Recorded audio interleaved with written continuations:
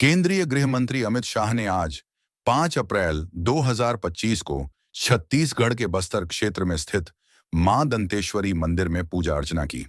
यह मंदिर दंतेवाड़ा में स्थित है और क्षेत्र के प्रमुख धार्मिक स्थलों में से एक है। अमित शाह ने बस्तर पंडुम महोत्सव के समापन समारोह में भी भाग लिया, जहां उन्होंने नक्सलवादियों से हथियार छोड़कर मुख्यधारा में शामिल होने की अपील की। उन्होंने यह भी घोषणा की कि मार्च 2026 तक देश से नक्सलवाद का पूर्णतः उन्मूलन कर दिया जाएगा।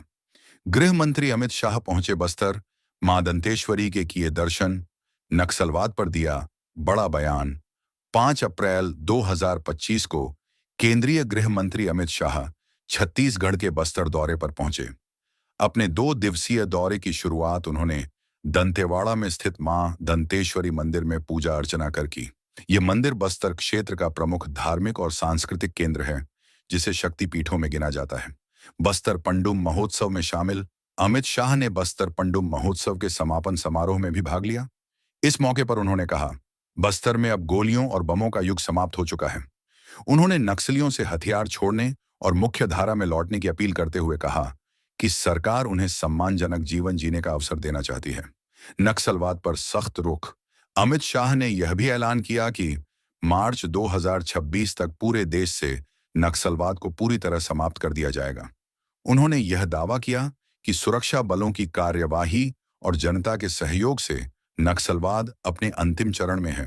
दौरे का उद्देश्य आदिवासी क्षेत्रों में विकास योजनाओं की समीक्षा, सुरक्षा व्यवस्था का निरीक्षण, स्थानीय जनता और नेताओं से संवाद।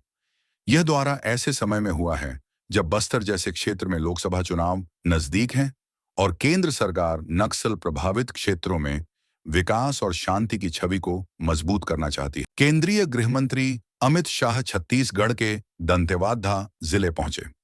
यहां उन्होंने मां दंतेश्वरी के दर्शन किए। बस्तर पंडुम के समापन कार्यक्रम को संबोधित करते हुए उन्होंने कहा कि मां दंतेश्वरी के दर्शन करके आया है। अगली चैत्र नवरात्रि में लाल आतंक खत्म हो जाए। रामलला के ननिहाल से देश को रामनवमी की शुभकामनाएं।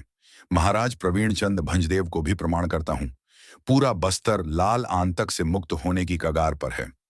अगले साल देश के हर कोने से कलाकारों को बस्तर पंडुम लेकर आएंगे। बस्तर पंडुम को इंटरनेशनल ख्याति मिलेगी, इसके लिए काम किया जाएगा। 5 करोड़ का आवंटन किया गया है। गीत संगीत व्यंजन को मूल रूप में संरक्षित करने का काम पंडुम करेगा। बस्तर के युवाओं को आधुनिक शिक्षा मिले, लेकिन अपने संस्कृति और